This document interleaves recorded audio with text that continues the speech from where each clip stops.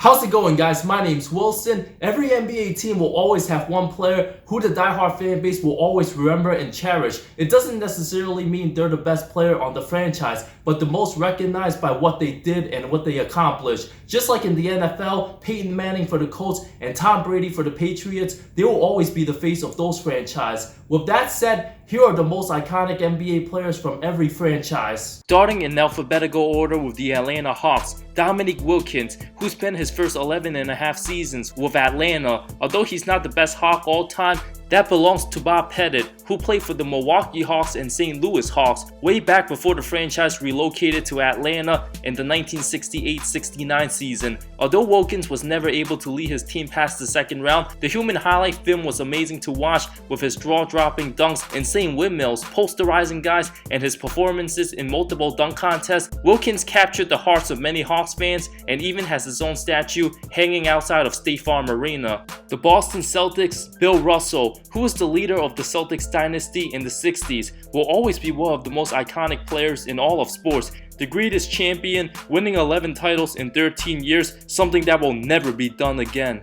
The Brooklyn Nets, Jason Kidd, back when he played with the New Jersey Nets from 2001 to 2008. Dr. J's the most iconic ABA player all time. Before the Nets officially became an NBA team after the merger, New Jersey was viewed as a joke franchise with no hope before Kidd's arrival. After he was traded from the Suns, Kidd instantly made the team better, from 26 wins the season before to 52 wins, leading the franchise all the way to the NBA Finals, making the franchise well respected. Kidd was the heart and soul of every Nets fan in the mid-2000s, is the most accomplished player in franchise history, despite being with the team for only 6.5 seasons. The Charlotte Hornets, Kemba Walker. Since the teams existed in 1988, the franchise still hasn't advanced past the second round. Kemba, who's now on the verge of completing his 8th season, is Charlotte's all-time leading scorer. After all these years, the team still hasn't gotten him any help. If he leaves the franchise in free agency this summer, Walker will always be remembered amongst Hornets fans. The Chicago Bulls, the one and only Michael Jordan, who's the best player in NBA history without question. The franchise first existed in the 66-67 season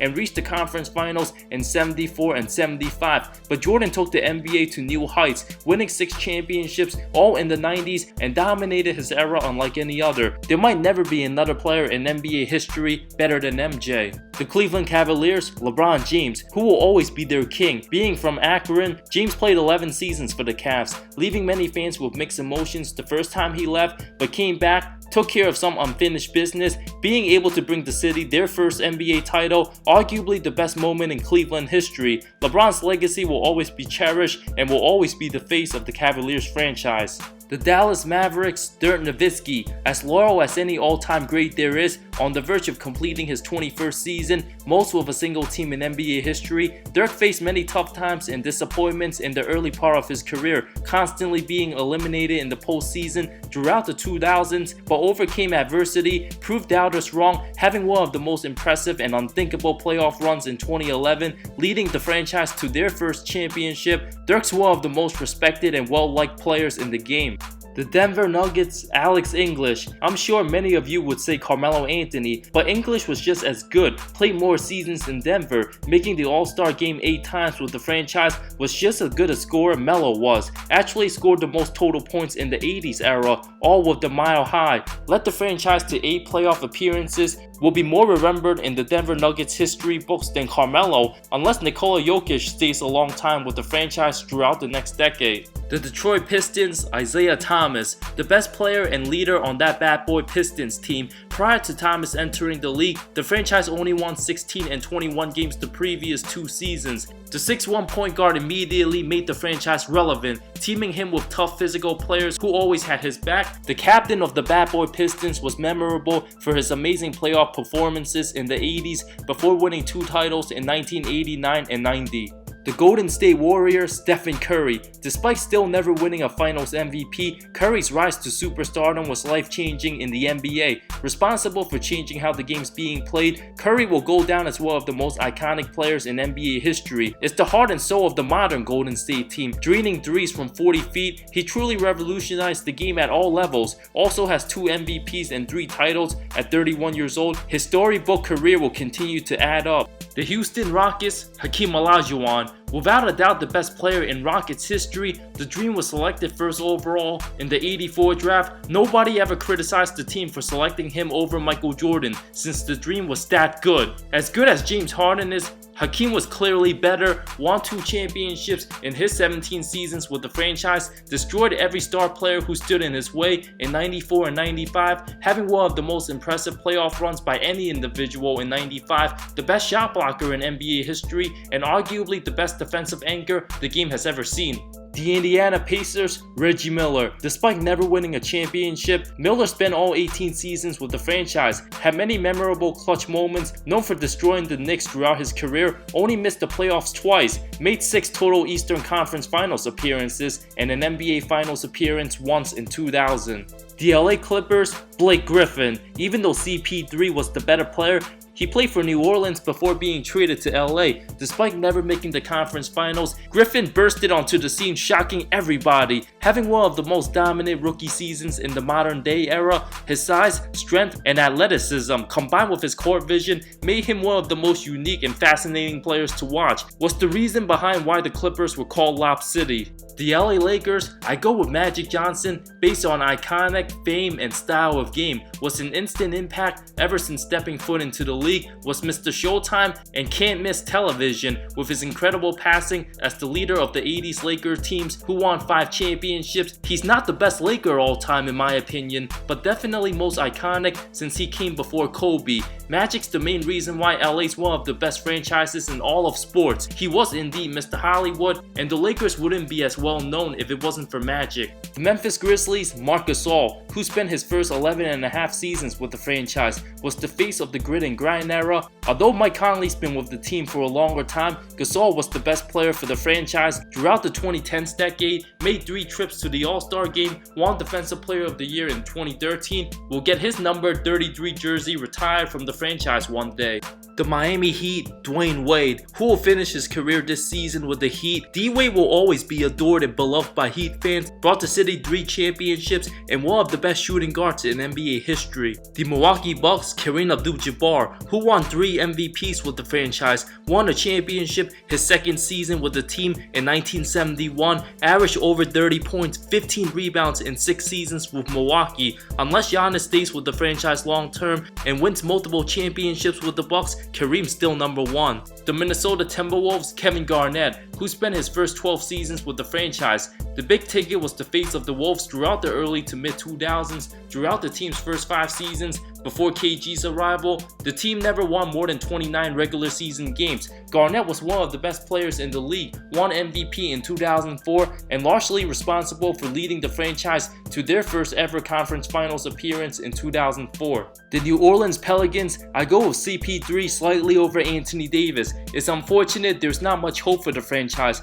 While AD will be on his way out soon, the franchise joined the league in the 2002-2003 season, started with the Baron Davis days, but at least CP3 led the team to a franchise best 56 wins in 2008 and 49 wins the year after, both better than Anthony Davis's 2018 season, leading the team to 48 wins. The New York Knicks, Patrick Ewing. Even though Walt Frazier and Willis Reed won 2 titles in the 70s, Ewing was Mr. Knick in the franchise's 70-plus years, was sadly one of several victims in the Michael Jordan era, but holds many records in the Knicks history books, recording the most points, block shots, rebounds, steals, free throws, and field goals, and many other stats. His legacy will always be respected amongst every diehard Knicks fan.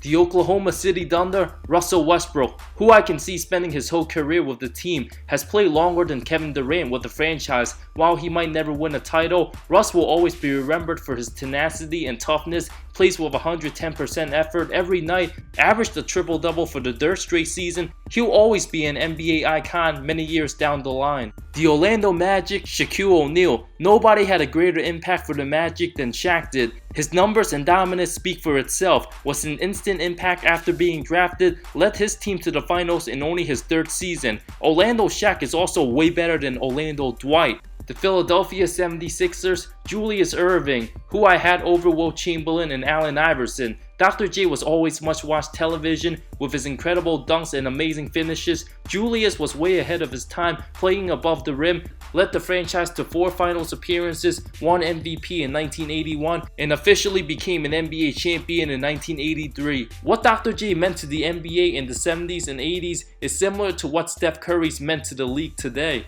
The Phoenix Suns, Steve Nash slightly over Charles Barkley. Despite never leading his team to the finals, Nash instantly turned the struggling franchise around. From 29 wins to 62 wins the year he arrived, Nash alongside Mike D'Antoni was responsible for how the game's being played today. The 2-time MVP averaged 10.9 assists, shot an unparalleled 51% from the field, 44 from 3, and over 91% from the line over his last 8 years in Phoenix. The Portland Trail Blazers, Clyde Drexler, even though he didn't win a championship with the franchise, Drexler spent the majority of his NBA career in Portland from 1983 to 95, led Rip City to 2 finals appearances, was one of the most versatile swingmen in the league. Despite Bill Walton bringing the franchise a title, he only lasted 4 years in Portland before all those injuries started to pile up. The Sacramento Kings, all the way back to the Cincinnati Royals days, the team was first named the Rochester Royals before the Big O's arrival. Oscar Robertson played 10 incredible seasons with Cincy,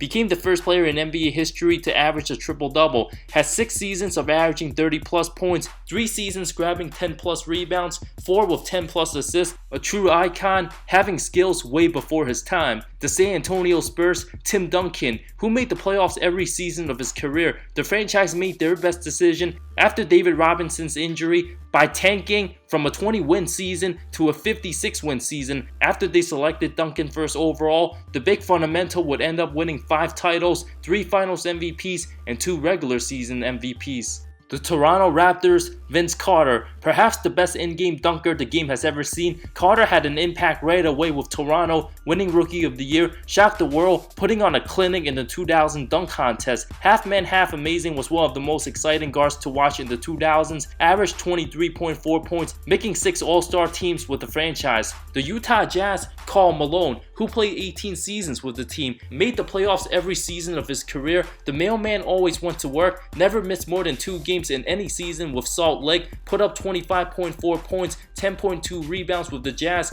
made All-NBA First Team 11 times. The Washington Wizards, Elvin Hayes, who's one of the most underrated players in NBA history, played 9 seasons with the Bullets, averaged 21.3 points, 12.7 rebounds with the franchise, led the team to a title in 1978, amazingly never missed more than 2 games in any season of his 16-year career, had better numbers than his teammate Wes Unseld. Where many Bullets fans can continue arguing who was the better player for the franchise, but since Hayes made 3 All-Star teams with the franchise compared to Unseld's 1, I go with the E train.